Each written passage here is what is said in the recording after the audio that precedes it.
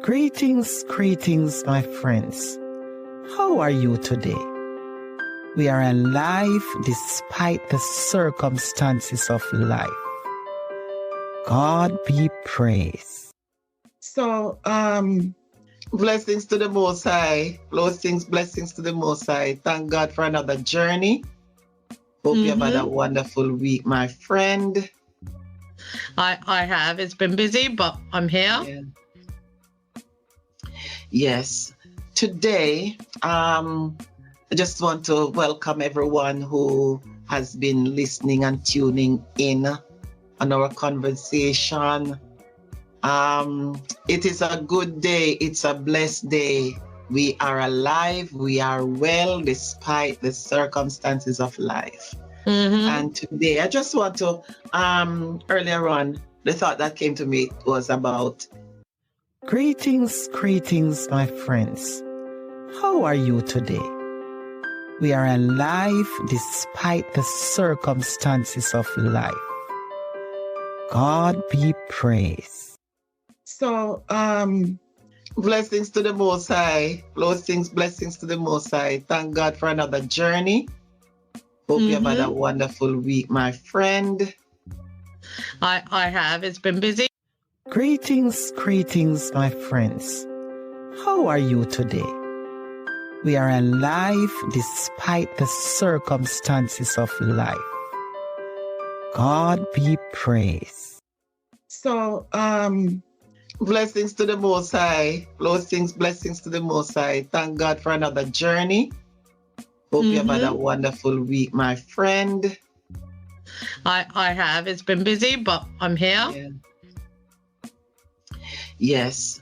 Today, I just want to welcome everyone who has been listening and tuning in on our conversation. It is a good day. It's a blessed day. We are alive. We are well despite the circumstances of life. And today, I just want to, earlier on, the thought that came to me was about when you feel disappointed. What do you do? What do I do? Yeah. I think just listening to the word disappointed, because it can come across as quite a negative word, right? Yes. But it doesn't have to be. Yeah. It doesn't have to be. And I think there's been points in my life where I've been disappointed that maybe, you know, when you see people, it could be like clients, it could be people that you love, and you know, or friends, family, and you feel like you're watching and you're like, I have so much hope in them, and you're like, they can do it. And then they don't do it, and then you have that feeling of disappointment for them. But then because you're part of their life, you feel that disappointment because of coming from a place of love, right? Absolutely. Yes. And I could relate to that as well, because I've seen people who struggle, and I know they have the potential. I know they have got the potential. And somewhere along the line, life has not give them sometimes it's not even that hard knock, but because of where some people are at, the slightest wind, it's just like you look at it, it's just like you have a plant. Nice looking plant, and it's blooming, but just this wind just come along and just blow it down, tilt it. Cannot stand. It cannot stand the wind. And so it is in life. There are different things that come to knock us down. But always, please, always. I'm Jennifer, I was gonna say, I'm like, every time I'm like, what's today gonna bring though? I'm ready. My body's ready. Like that's a very good way of looking at it. Yeah. And that is why I also believe that when we get up in the mornings, we give thanks to the Most High And we know, because I know that I cannot lead my life as how I would like to. I used to depend on myself. But then when I realized that I'm trying to depend on myself, I get into when the wind come, I can't withstand it. But when I ask my maker to go before me, no matter what challenges come, even when I'm feeling sometimes the wind come harsh, you know. But then she's like, woo! Exactly. And when it rock me here, so and I have to hold on something strong. So I hold on for the Almighty and say, hold me, Lord, hold me. Yeah. You understand? Yeah. So that is what we have to do, because we will always have disappointments. There's somewhere along the line we will feel disappointed. Definitely. Because in this life, we have got our aims, we have got our objectives, we have got our dreams, we have got our visions. Sometimes we make our plans, sometimes some big plans, and we take them out. You understand? Yeah, we have some big plans. Sometimes they're not even realistic. But because we are humans and because we want the best for ourselves, we want the best for our children, don't even mention the children part. Yeah. Because I'm telling you, each parents want the best for their children. And so we fight tooth and nail for them. Yeah. Even though sometimes they might not appreciate it. Exactly. Because sometimes they don't see what we are seeing. No, they don't. And then because we love them. You know, before we started, we were talking about crisis, right? And you know, God has built everyone differently. Yeah? And everyone, you know, human beings have gone through their own life experiences, you know, childhood experiences, so many different things. Yes. So when I do, although we talk about disappointment, I do remind myself that, you know, not everyone's like me. Not everyone can bear so much. I'm not saying bear so much, but as I said to you and Jennifer, and your level of crisis as well, my level of crisis is when my adrenaline kicks in, is death.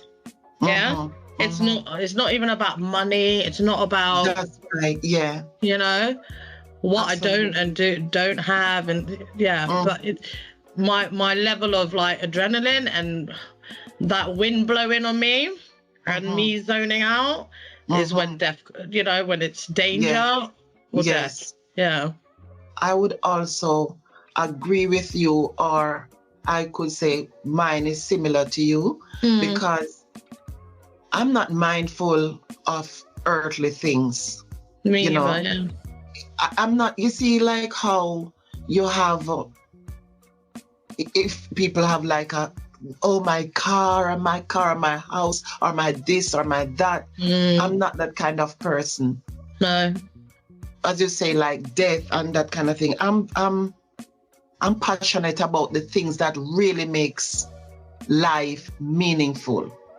Yeah? That's what I'm passionate about. If I can help somebody in whatever small way I can, I'm passionate about that.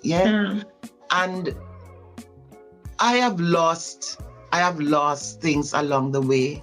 I've lost people, I've lost friendship, and that when I lost friendship or family, I feel disappointed.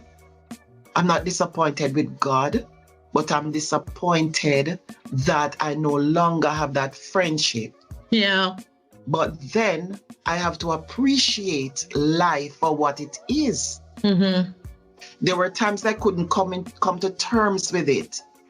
But as I grow older, as I pray more, I understand that life is a journey And there are things, there are seasons.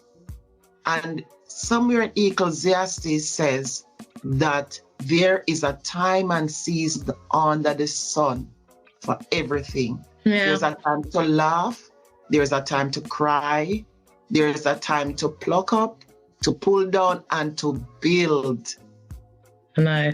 So yeah, so even recently I was looking at it, and that's how I treat disappointments. Yeah. But it's so true, because you can't have happiness without sadness. You can't have everything without experiencing nothing, you know? Absolutely. Yeah. Right? And even like through, as I said, like our crises and how the wind blows us is danger or death, yeah? But even through those experiences over time, and, you know, like healing, Absolutely. praying, yes. it opens your eyes up to life, right? Absolutely. And yeah. I don't take time for granted anymore. I get up early in the morning, Jennifer, I listen to the birds, I hear them talking, and I make time for people I love, and I spend time. I take memories, maybe too many memories all the time, but because that's all you got, that's all you leave behind, you know? Yeah. Sometimes we don't appreciate one another. We don't appreciate one another enough. And when I say that, I'm speaking to myself as well, right? It's only when people are gone away from us, whether in sickness, whether in death, whether they move away, or there's a change. Yeah. There's a change. That relationship is no more that closeness. Yeah.